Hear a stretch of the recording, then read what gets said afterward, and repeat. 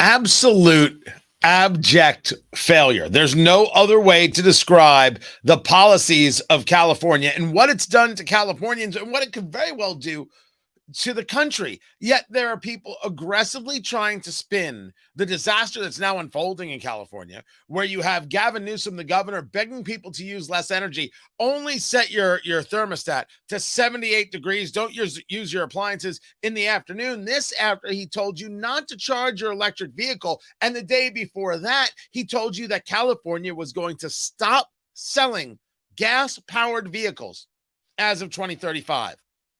This is absolute, unmitigated, without question failure. So why don't we call it exactly what it is? Welcome to the show, presented by Americans for Prosperity, americansforprosperity.org, economic liberty and the ability to speak freely. These are things I am down with. I'm going to get to what it is that people have been saying, but I got to start with a bit of spin. There's an adage in politics that if you are explaining, you are losing. Now, you've heard me in a couple of videos talk about the idea of what Joe Biden said about half the country, calling them fascists, was of course wrong, was of course despicable. And he did call half the country fascists. And he has been spinning, and the White House has been spinning, that no, he wasn't calling half the country fascists. Even Biden tried to walk it back, and then the next day, when he was in Wisconsin, was calling people fascists again. Then the White House said, no, he was talking about elected officials. No, he wasn't. Everybody knows that he wasn't. He was talking about anybody who deigned to disagree with him. Anybody who dares say, I see it a little bit differently. That is a fascist or a semi-fascist or wherever the bloody hell he called these people. And I guess he meant us. So I guess what he called us. Right. I guess I should take it personally. But I've made the argument that the thing to do is not yell and scream about it. The thing to do is certainly have a level of pushback. And then get into how you go about talking to the rest of the country who's trying to figure out how they're going to deal with rising energy prices. I had someone tell me that energy prices are going down. You take a look at what's going on in the UK, where they've lost all their ability to get gas from Russia. Well, you were too dependent on Russia to begin with. Gas prices are up, or I should say energy prices are up 80%. They're signing petitions to say we're not going to pay this. The new prime minister, Liz Truss, Truss, is her last name. This is job number one for her. One hell of a job to have to walk into. We have OPEC that is reducing its supply by 100,000 barrels a day. You don't think this is going to have an effect on what it is that's going to take to heat people's homes this winter? We're going to see gas prices start creeping back up, and they're already at that average of about $4 a gallon. We're going to see now $4.45 and be like, well, it's not $5. Hooray for Biden. These are bad things and bad moments. This energy issue is a massive one, and that's what Americans are talking about and what they're thinking about, and that's what has to be addressed by a Republican Party if they had any brains at all.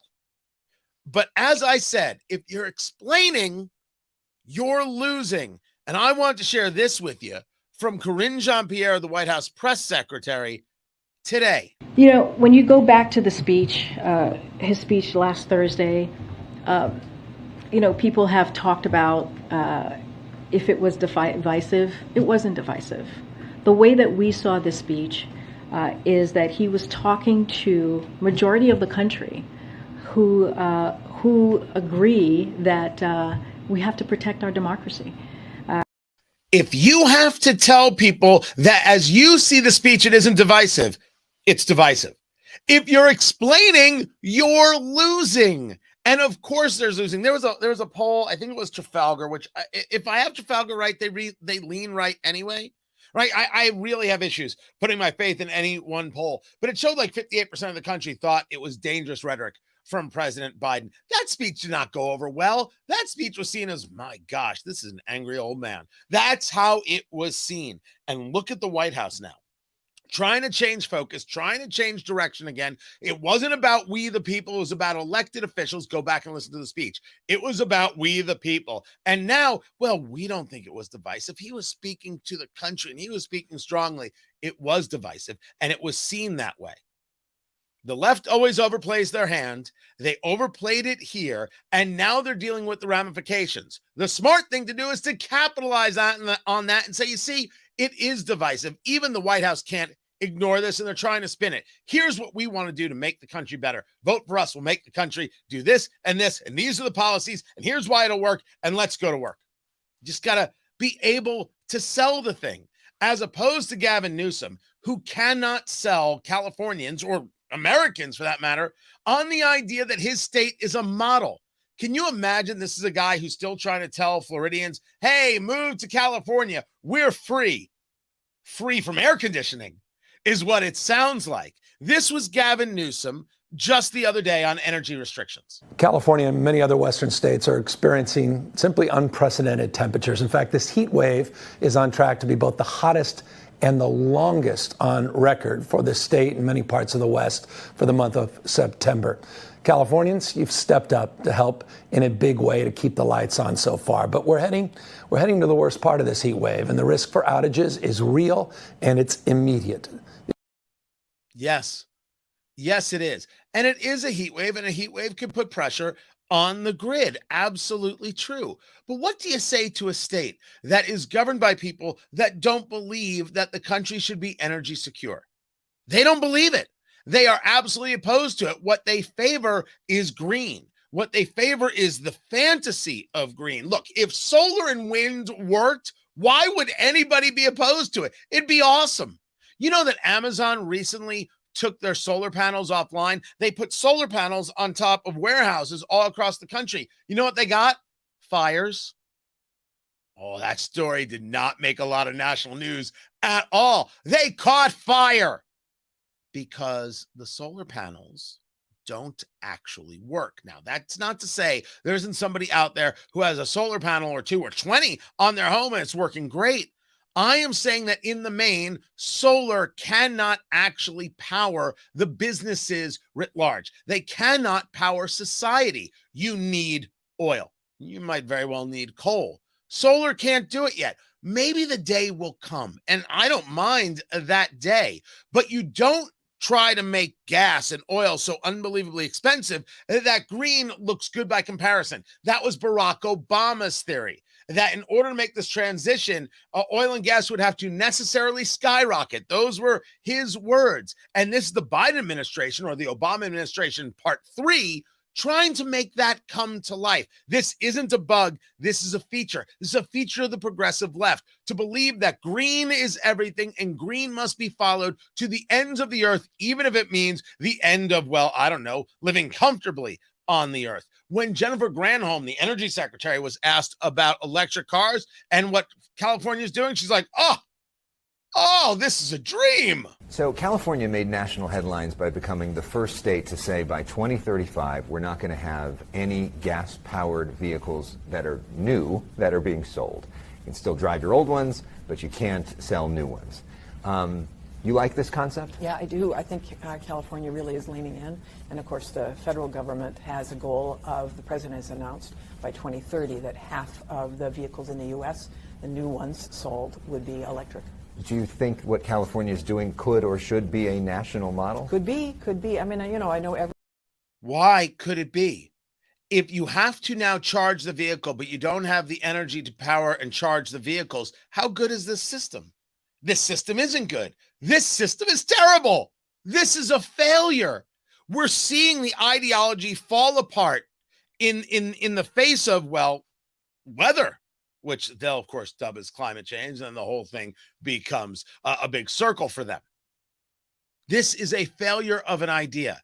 And while Jennifer Granholm is cheering this, and while people like Gavin Newsom are cheering this, when asked about it, White House Press Secretary Karine Jean-Pierre, she's like, Last Friday, the Energy Secretary said of green technology in California that state was in the lead and showing the rest of the nation how it's done. The state is currently bracing for blackouts. They've set ambitious goals, and yet in particular, their governor is asking folks there not to charge their electric vehicles. Does the president agree that California is an example for the rest of the country as it transitions? I haven't seen those specific statements. I would like to see it in fuller context that the secretary has made. So I'm not going to comment on something that I haven't seen in full. I don't know if I believe her when she says she hasn't seen it. I think they don't want to comment because when you're explaining, you're losing. And right now, their explanation of why we should go green is losing because it's not based on saying, hey, these aren't bad ideas, because they're not bad ideas. Solar and wind are not bad ideas, but you'll notice that's where they're at. They want to talk about electric vehicles. They won't talk about nuclear power, though. Maybe we should be a country that's asking, why aren't we engaged in nuclear power? Maybe we're a country that should be asking, how come we don't have more refineries? Maybe we're a question that should be asking, hey, until we can make a switch that makes sense, can actually power the nation, what about that coal again? I don't want to drink dirty water and breathe dirty air, as the left wants to say of me, for asking a rational question. But it's better that the people of California suffer like this. It's better that the people of California, the ones who didn't vote for Gavin Newsom, the ones who didn't vote for this insanity of a General Assembly, suffer like this. Now, you could argue it's their fault. They still live in California. I think that is a rational argument. I spent 6 years in California. I got to admit, it was fantastic. I loved my time in California. Had great friends in California. Weather was stunning in California. And I was broke. I was beyond broke when I lived in California. Lost it all. But still spectacular and beautiful. Really and truly beautiful. But you can't live there. You can't survive there. And the powers that be are okay with this, because they believe almost to a cult-like obsession that this is the way things must be, and don't worry, you'll thank us for it. No one should be thanking them for this. They should be admitting, well, that idea failed. These policies failed. That ideology failed. Let's not vote for that again, because that's the answer. The answer is, let's not vote for that again. Larry, well done. They bought their tickets. They knew what they were getting into. I say, let them crash. Yeah. How else do you learn? If you ask me why I oppose student debt forgiveness, it's because it takes away personal responsibility. And without personal responsibility, you don't learn. Why did I oppose the bailouts going back to 2008, 2009? Because there's no such thing as too big to fail. And those responsible for making bad bets on the mortgage business, they deserve to fail and learn their lessons. All we did was teach an entire generation of people that when things go bad, don't worry, the government will bail you out. Terrible lesson, and doesn't teach personal responsibility. I only hope that my friends in California are going to be, okay during the heat wave. I certainly hope that they have power. But the people of California, yes, the progressives, your policies don't work on this. You're forcing of people to live your fantasy doesn't work. The fantasy doesn't work in application. Let's just say so. That's it. I didn't know Elon Musk was talking about nuclear. I did not know nuclear. You say no to coal. Okay, say no to coal. If you gave me nuclear and possibly some other options, maybe we don't need the coal. I'm not saying you have to do it. I am saying that you shouldn't take it out of the mix when you have energy issues like we do. But all of this really gets to the idea of energy security. I refer to it as security. President Trump referred to it as energy dominance. And I think people mistakenly refer to it as energy independence.